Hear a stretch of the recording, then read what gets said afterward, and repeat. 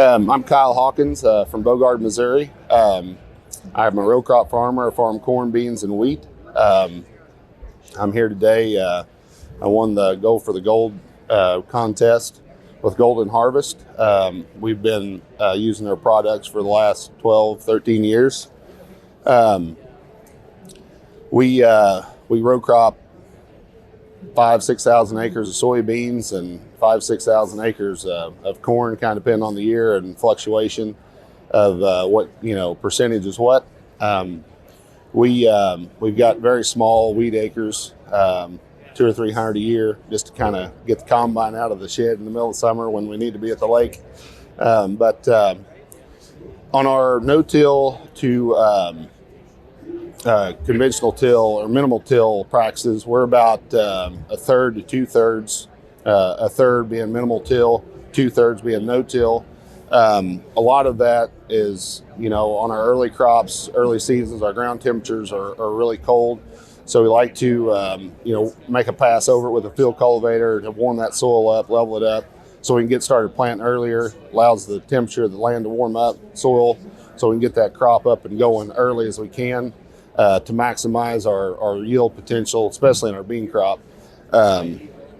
So that's kind of where we're at on all that stuff. So we run a small dozer operation, terrace building, lakes, whatnot, just to try to do soil management practices. That's why we plant wheat, so we can build terraces in the summer, do all those kind of things to minimize erosion and to do the things right as far as soil health and whatnot. So we're looking at planting around 7,000 acres of soybeans, and we will probably minimal till, I would say 1,500 of that to 2,000, and the rest will be no-till.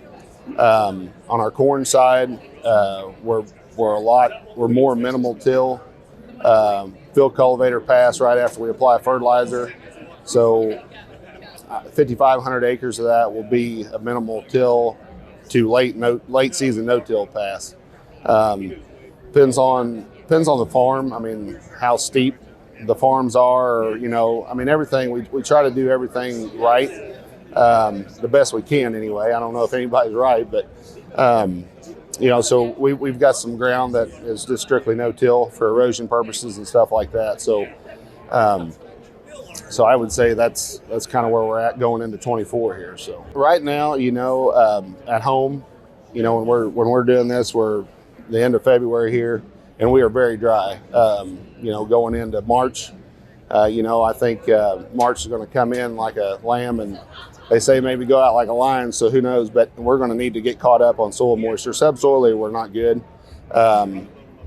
I don't think that we could sustain another year like we had last year. We had very spotty rains, if you got anything, and then the next day we're hot and dry, winds blowing, so going into this 24 year growing season, it's going to be a crapshoot on what we're going to get. Right now I don't feel, I'm optimistic as we always are, but I'm not strongly convinced that we've seen a pattern change in our weather at home.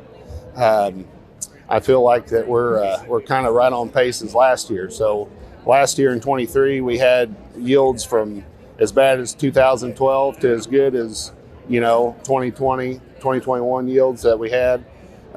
So we was just all over the board, and it's it gets frustrating after a while of this flexibility. It rained over here, but it didn't over there, and it all it's just. But going into 24, it's going to be challenging. With our commodity markets sinking off the way they are, and with that overall drought, lingering in the back of your mind. But of course, they always say if you live in the Midwest, just wait a day and the weather will change. So, we've seen that flying down here to Commodity Classic. It was 75 on Tuesday, and Tuesday night going into Wednesday when we flew out, it was 19 and snowed. So, who knows what we're going to get, but we're optimistic. So, every field has its own story, So, there's some fields that need work. Every farmer knows their fields better than anybody, right? So I would just say that where they need to be no-tilled to prevent erosion and soil health and stuff, we need to do that. And where they're flat and wet, we need to churn them up a little bit. But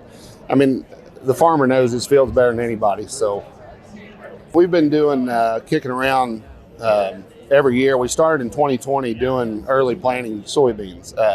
1st of April, we go out there and we start planting. I will say that it was a battle, to get my dad on board with this. And some things you just, if you're getting the planter ready, you just have to pull it out of the shed and throw some seed in it, go plant it, and it's already planted, Dad. So that's what we did in 2020.